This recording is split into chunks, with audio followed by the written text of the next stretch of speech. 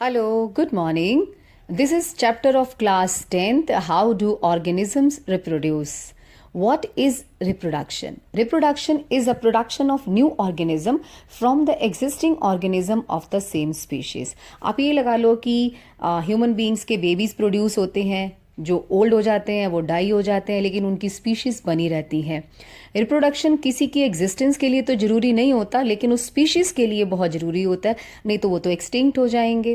Reproduction is important because it ensures the continuity of life on earth. ये ensure करता है कि earth पे लाइफ कंटिन्यू रहे.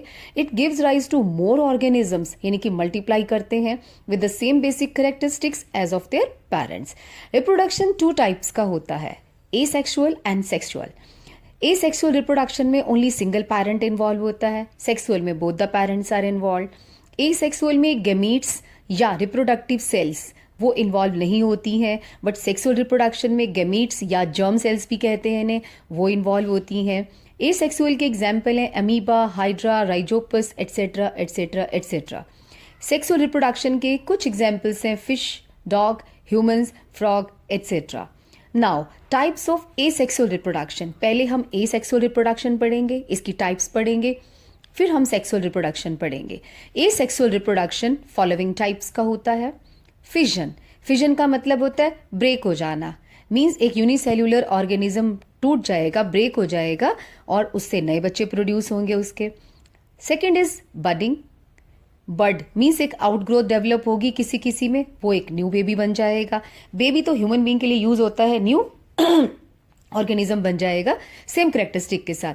स्पोर फॉर्मेशन, स्पोर्स बनते हैं छोटे छोटे से. फ्रेगमेंटेशन, कोई कोई ऑर्गेनिज्म तो ऐसे हैं जो अपने टुकड़े कर देते हैं और हर टुकड़े से एक नया जीवन जन्म लेता है. Vegetative propagation.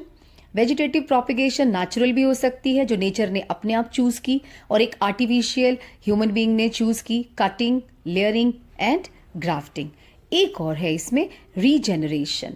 6th one is regeneration. इन सबको मैं आपको डायग्राम के साथ समझाऊंगी जो आपकी बुक में दे रखे हैं, जल्दी समझ में आएगा. This is asexual reproduction by binary fission in amoeba. Binary का मतलब होता है टू. एक अमीबा के टू बन जाते हैं. ये पेरेंट सेल है, इसका न्यूक्लियस इलोंगेट हो जाता है, धीरे धीरे से सेंटर से टूटना शुरू हो जाता है. दो न्यूक्लियस बन जाते हैं, देखो 1 से 2 बन गए हैं. पहले इलोंगेटेड हुआ, बीच में से ब्रेक हुआ और कुछ साइटोप्लाज्म वहां चला गया, कुछ यहाँ चला गया, साथ में सेल ऑर्गेनाइज भी और आ जाते हैं इसमें. ये देखो, ये डॉटर सेल्स बन गई हैं. पेरेंट ने अपने आप को ही 2 डॉटर सेल में कन्वर्ट कर लिया.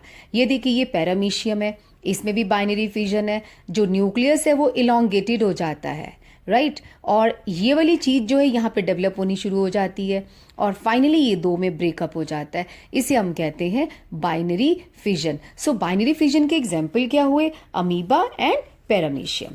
अब मैं आपको दिखाती हूँ मल्टीपल फिजन. मल्टीपल फिजन किस में होता है? प्लाज्मोडियम में होता है. प्लाज्मोडियम इसमें होता है, ये एक साथ 1000 डॉटर सेल्स को प्रोड्यूस कर सकता है. सी, इसका 1 न्यूक्लियस है, ये सेल है, साइटोप्लाज्म है, और इसमें क्या होता है, न्यूक्लियस बहुत सारे में ब्रेक होके और अपने चारों तरफ एक लेयर डेवलप कर लेता है. साइटोप्लाज्म भी और सेल ऑर्गेनाइज भी थोड़ी थोड़ी ले लेता है और मैच्योर होने पर इनको रिलीज कर देता है. तो ये इसका एग्जाम्पल क्या हुआ? प्लाज्मोडियम, मल्टीपल फिजन का. उसके बाद है फ्रेगमेंटेशन. फ्रेगमेंट का मतलब होता है टुकड़े, छोटे छोटे टुकड़े. अब इसमें स्पाइरोगायरा है, ये मल्टी सेल्यूलर बॉडी है. स्पाइरोगायरा ने क्या किया? छोटे छोटे फ्रेगमेंट्स में टूट गया. ये देखो, छोटे फ्रेगमेंट्स में टूटा हुआ है. ये पूरा स्पाइरोगायरा है और ये छोटा सा फ्रेगमेंट है. ये धीरे धीरे बड़ा होके पूरा स्पाइरोगायरा बन जाएगा. इसके 1 नहीं, 2 नहीं, 3 नहीं, बहुत सारे इसके फ्रेगमेंट्स टूट जाते हैं छोटे छोटे और सब के सब नए इंडिविजुअल बना लेते हैं. तो इसका एग्जाम्पल कौन हुआ फ्रेगमेंटेशन का? Spirogyra. Then comes regeneration. Regeneration क्या होता है? इसको प्लेनेरिया एग्जाम्पल है इसका. आप ध्यान से देखो, ये this is an ability of an organism to regenerate its lost part of the body.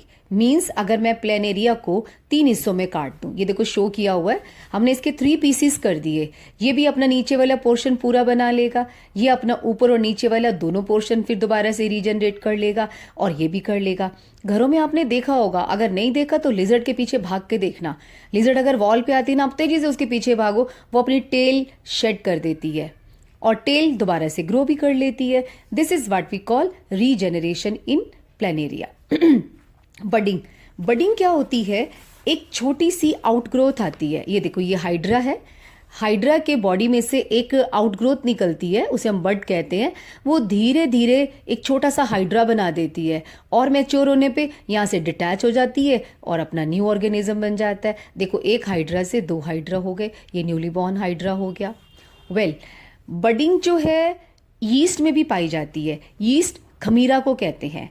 खमीरा ये मार्केट से मिल जाता है। अगर आप ल्यूकवार्म वाटर में थोड़ी सी शुगर डाल के यीस्ट छोड़ दें तो ये सब बडिंग से अपने आप को ग्रो कर लेती है। इसमें क्या होता है? देखो, इसमें भी एक छोटी सी बड डेवलप हुई है। उस बड में सारा सामान जा रहा है, थोड़ा थोड़ा सा। क्या जा रहा है? न्यूक्लियस का पोर्शन भी जा रहा है, वैक्यूल भी डेवलप हो गया है। अब ये बड चाहे तो इसके साथ अटैच रहे, ये इससे डिटैच भी हो सकती है। 2 बातें हैं, यीस्ट में जब बडिंग होती है तो वो अटैच भी रह सकती है और डिटैच भी हो सकती है। ये देखो, इसमें शो करा गया इस तरीके से। ये अपनी बर्ड्स बना के न्यू डॉटर सेल बनाती जाती है और मल्टीप्लाई हो जाती है। नेक्स्ट है आपका स्पोर फॉर्मेशन। स्पोर फॉर्मेशन जो है, ये स्पोर क्या होता है? सिंगल और several sailed reproductive structures that detaches from the parent and give rise directly और इनडायरेक्टली टू न्यू इंडिविजुअल। कभी आपने ब्रेड पे फंगस लगी हुई देखी है ग्रीन ग्रीन कलर की? अगर नहीं देखी तो अब देखना, ब्रेड को रख देना, आप देखना उसके ऊपर ग्रीन ग्रीन कुछ डेवलप होता है, वो सब यही होते हैं। Well, formation of sporangia and spores in a fungus Rhizopus, इसे हम कहते हैं हाइफी। अगर आप ब्रेड पे देखिए, ब्रेड मोल्ड भी कहते हैं इसे हम। राइजोपस इसका एग्जाम्पल है, राइजोपस। म्यूकर भी ऐसे करता है, एस्परजिलस और पेंसिलियम भी ऐसे ग्रो करता है। और इसके ऊपर ये देखो, ये स्पोरेंजिया डेवलप हो रहे हैं। एक को स्पोरेंजियम कहते हैं, बड़े सारे को स्पोरेंजिया। इसी के अंदर स्पोर्स पड़े होते हैं और ये मैच्योरिटी पर ये क्या करते हैं? स्पोर्स को एयर में डिस्पर्स कर देते हैं। Did you notice one thing? हम ब्रेड को थोड़ा सा वेट करते हैं, मॉइस्ट करते हैं, उसको आप थोड़ा सा मतलब ऐसी जगह पे रखो जहां थोड़ी सी वार्म प्लेस हो, वहां रखो तो ये डेवलप हो जाते हैं। अब आप सोच रहे होगे ब्रेड के अंदर तो था नहीं स्पोर, ये स्पोर्स एयर में घूम रहे होते हैं। जैसे ही इनको सुटेबल कंडीशंस मिलती हैं, जैसे ब्रेड भी मिल गया, वार्मथ मिल गई, वाटर मिल गया, ये वहां जाके ग्रो करना स्टार्ट कर देते हैं। तो ये स्पोरेंजिया, ये स्पोर फॉर्मेशन, इन्हीं स्पोर से ये अपनी रिप्रोडक्शन करते हैं। Vegetative propagation in plants. Vegetative propagation, ये आपको नेचुरल मेथड की बात बता रही हूँ, natural methods of vegetative propagation. Nature ने क्या किया? This is an example of bryophyllum. Bryophyllum के पास ना साइड पे यहाँ पे बर्ड्स डेवलप हो जाती हैं। उस बर्ड्स में से ये देखो, ये छोटी छोटी सी लीव्स का कलेक्शन है, ये स्टार्ट हो जाता है। ये जैसे ही शेड करेगा, मीन्स अर्थ पे गिरेगा, सॉइल के ऊपर, ये नया ब्रायोफिलम बना लेगा। राइट? जिंजर भी अपना वेजिटेटिव प्रोपिगेशन से ग्रो करता है, गुआवा भी कर जाता है वेजिटेटिव प्रोपिगेशन से। ये तो नेचुरल मेथड है जो नेचर ने बनाए, बट ह्यूमन बीइंग ने भी स्टार्ट कर लिया artificial method of vegetative propagation. Of course इनके फायदे तो बहुत होते हैं। पहला है कटिंग। कटिंग किस किस में होती है? ग्रेप, रोज, शुगर केन में। इसमें क्या करते हैं? एक स्टेम का छोटा सा टुकड़ा कट कर लेते हैं, कट करके उसको सॉइल में डाल देते हैं। वो सॉइल में जैसे ही जाता है तो नीचे रूट्स डेवलप हो जाती हैं और ऊपर शूट डेवलप हो जाती है। अगर आप चाहो तो एक्सपेरिमेंट कर सकते हो। आपके घर में अगर रोज ग्रो कर रहा है, रोज की एक स्टेम कट करके आप उसमें लगा दो, सॉइल में कर दो, तो सॉइल में डालोगे तो उससे एक नया प्लांट डेवलप हो जाएगा। लेयरिंग। लेयरिंग क्या होती है? इसमें काटने की जरूरत नहीं होती है लेयरिंग में, ये जैस्मीन में होती है। ये देखो, हमने क्या किया, ये जो एक इसकी शूट का हिस्सा था ना, उसको पकड़ के ना नीचे डाल दिया सॉइल में। सॉइल में डाल दिया और अपने आप वहां से रूट डेवलप हो जाती हैं। जब रूट्स डेवलप हो जाती हैं तो आप इस हिस्से को कट कर सकते हैं, एक नया प्लांट बन जाएगा।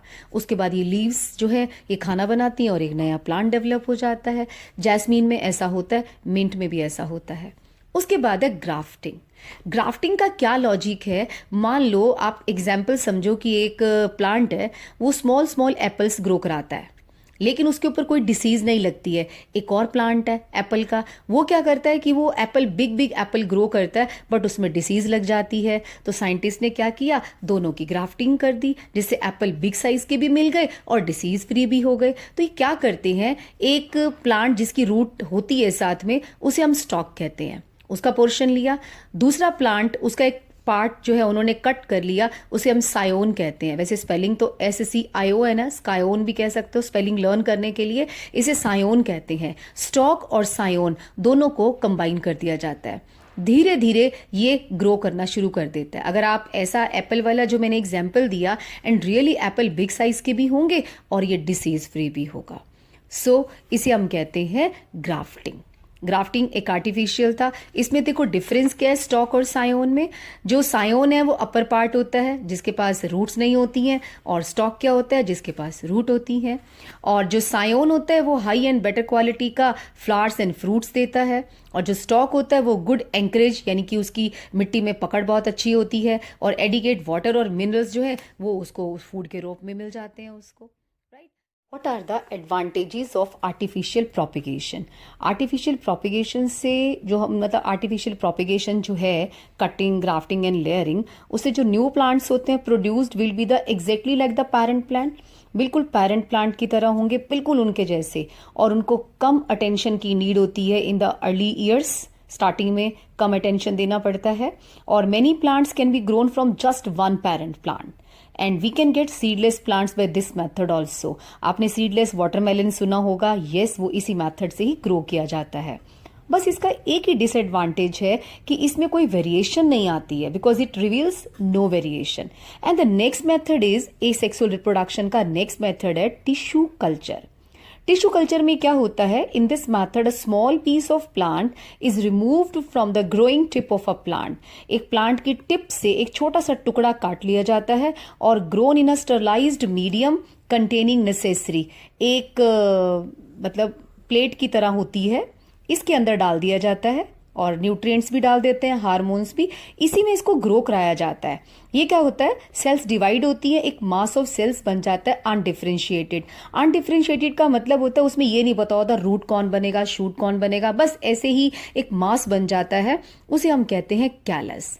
इस कैलस को अनदर मीडियम में ट्रांसफर किया जाता है। जब दूसरे मीडियम में ट्रांसफर करते हैं तो वहां पे इसके छोटे छोटे से प्लांटलेट्स आ जाते हैं, छोटे छोटे प्लांट्स निकल आते हैं। उन प्लांटलेट्स को, बहुत छोटे होते हैं ये, सेपरेट पॉट या नर्सरी में शिफ्ट कर दिया जाता है। वहां पर जब ये मैच्योर हो जाते हैं उसके बाद इनको फील्ड्स में ग्रो करा दिया जाता है। तो इसे हम कहते हैं tissue culture. Tissue culture is also known as micropropagation. Micro क्यों बोला, बिकॉज स्मॉल अमाउंट से हमने इतना बड़े प्लांट्स प्रोपिगेट करा लिए। एडवांटेजेस क्या हैं टिश्यू कल्चर के?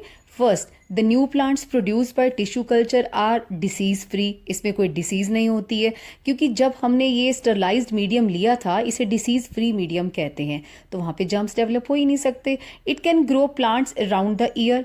इसे राउंड द ईयर प्लांट्स को ग्रो करा सकते हैं, चाहे वेदर हो या ना हो, और लिटिल स्पेस रिक्वायर्ड होता है इसके लिए। और thousands of plantlets can be produced in a few weeks from a small amount of tissue. थोड़े से अमाउंट से इतने सारे प्लांटलेट्स हम लोग ग्रो करा सकते हैं। Well, what is a clone? Clone क्या होता है? Clone is genetically identical organism produce from one parent by asexual reproduction. अगर मान लो, इमेजिन करो कि तुम्हारी एक फिंगर टिप से तुम्हें पूरा प्रोड्यूस कर दिया जाए, उसे हम क्लोन कहते हैं। मीन्स सेक्सुअल रिप्रोडक्शन की नीड नहीं होती है, आपके बॉडी के कोई भी सेल से अगर हम आपको प्रोड्यूस कर दें, उसे हम क्लोनिंग कहते हैं। इन asexual reproduction variations are introduced by DNA। अब asexual reproduction में वेरिएशन कहाँ से आती है? वेरिएशन आती है DNA की रेप्लिकेशन से। इसका मीनिंग क्या है? देखो, एक सेल से 2 सेल बनती हैं, 2 से 4 बनती हैं, 4 से फिर आगे मल्टीप्लाई होती चली जाती हैं। तो उसमें सारा मटेरियल आता कहाँ से है? जो उसके अंदर जेनेटिक मटेरियल है DNA, वो अपने आप को रेप्लिकेट करता है। कैसे? ये स्ट्रैंड्स इसके ओपन हो जाते हैं नीचे से, हो गए। जब ये ओपन होता है तो ये भी अपना नया स्ट्रैंड बना लेता है, ये भी नया स्ट्रैंड बना लेता है, फिर दोनों अलग हो जाते हैं। मीन्स एक DNA से हमने 2 DNA प्रोड्यूस कर रही है। और इसमें बायोकेमिकल रिएक्शन होती है, और कोई भी बायोकेमिकल रिएक्शन 100% सेम रिजल्ट नहीं देती है। मीन्स ये दोनों DNA एग्जैक्टली इसके जैसे नहीं होंगे, सिमिलर तो होंगे बट बिल्कुल आइडेंटिकल नहीं होंगे, और इसी से वेरिएशन डेवलप होती है। तो इस वेरिएशन की इंपॉर्टेंस क्या है?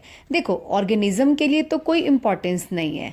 आप एक छोटी सी बात बताती हूँ कि बड़े सारे मस्कीटोज, मान लो 20 मस्कीटोज आप ना रेफ्रिजरेटर के अंदर डाल दो, उसमें से जो 15 मस्कीटोज हैं वो तो डाई हो जाएंगे, बोलेंगे इतनी ठंड में हम तो रह नहीं सकते, वो मर जाएंगे। मान लो 5 मस्कीटो में वेरिएशन आई हुई है, वो इस ठंड को बियर कर सकते हैं तो उसमें जिंदा रह जाएंगे। अब वही 5 मस्कीटो अपने मस्कीटो जो है और डेवलप करते चले जाएंगे। इमेजिन कि अगर सारे मर जाते तो इस अर्थ से मस्कीटो ही खत्म हो जाते। तो एक पर्टिकुलर स्पीशीज जो है वो खत्म नहीं होनी चाहिए। तो वेरिएशन एक इंडिविजुअल के लिए तो इम्पॉर्टेंट नहीं है, लेकिन वो पूरी स्पीशीज के लिए बहुत इंपॉर्टेंट है। So I have given your example. Suppose if there is drastic change in climatic conditions like excessive heat, cold और शॉर्टेज ऑफ वाटर हो गई है मान लो किसी जगह पे, तो वहाँ पे जो स्पीशीज के ऑर्गेनिज्म हैं वो सारे मर जाएंगे अगर उनमें वेरिएशन नहीं होएगी। अगर वेरिएशन होगी तो जो वेरिएटेड ऑर्गेनिजम्स हैं वो उस कंडीशन में सर्वाइव कर जाएंगे और बाकी मर जाएंगे। सो वेरिएशंस एक इंडिविजुअल के लिए तो इम्पॉर्टेंट नहीं है, लेकिन स्पीशीज के लिए बहुत इंपॉर्टेंट है। इससे हमारी जो स्पीशीज है वो मेंटेन रहती है, वो खत्म नहीं होती। देखो डायनासोर क्यों खत्म हुए? जरूर वो उस क्लाइमेटिक कंडीशंस में जो बदलाव आया था उसको वो नहीं झेल पाए होंगे, राइट? अगर उनमें भी बहुत ड्रास्टिक वेरिएशंस होती, किसी एक डायनासोर में भी होती, तो वो सर्वाइव कर जाते, right? So this marks the end of your asexual reproduction, and we will proceed with the sexual reproduction in the next volume.